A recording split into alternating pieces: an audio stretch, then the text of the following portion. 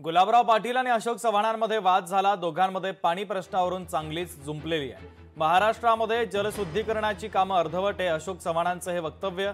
तर 72 वर्ष सत्ता होती याचा अभ्यास करा, 3 पिढ्या सत्ता भोगूनही मुदखेडला शुद्ध पाणी नाही। गुलाबराव पाटलांनी आता अशोक चव्हाण यांच्यावर जोरदार घणाघात केला आहे। अशोक चव्हाण साहेब बोलून गेले की गुलाबराव पाटील म्हणले मुख्यमंत्र्यांच्या सभेत असे बोलले की इथं पाणी दूषित असतात। त्यांनी म्हणे एकही योजना पूर्ण केली का हे सांगावं। 50,000 पैकी 30,000 योजना पूर्ण झालेल्या ते कधी तपासू शकतात? ते माजी मुख्यमंत्री आहे, खासदार आहे। ही वेळ कोणी आणली? 72 वर्ष तर तुमच्याच घरात सत्ता होती ना बापा। मुख्यमंत्री तुमच्याच मतदारसंघात आहे, तिथं पाणी का मिळालं भेटलं नाही याचा अभ्यास करा ना।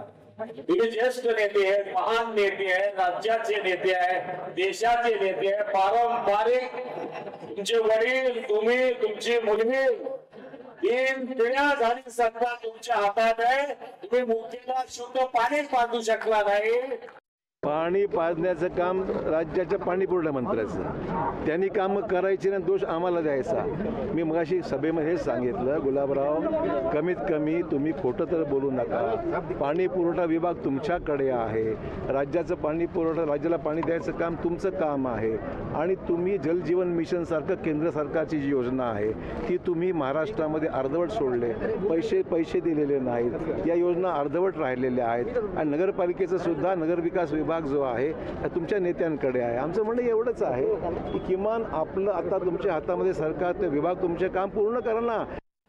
रत्नागिरी नगर परिषदेमध्ये तिरंगी लढत पाहायला मिळते। महायुतीमध्ये फूट पडली, शिवसेना भाजप एकत्र लढणार आहे, तर अजित पवारांची राष्ट्रवादी वेगळी लढणार आहे।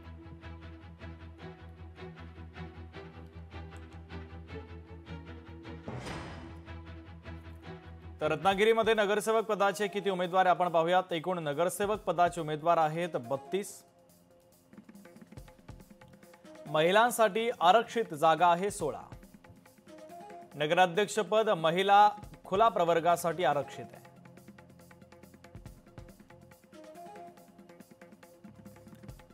नगराध्यक्षपदाचे प्रमुख उमेदवार आहेत शिल्पा सुर्वे, शिवसेनेच्या उमेदवार, शिवानी माने सावंत, ठाकरेंच्या शिवसेनेच्या उमेदवार, वहिदा मुर्तुजा, राष्ट्रवादीच्या उमेदवार,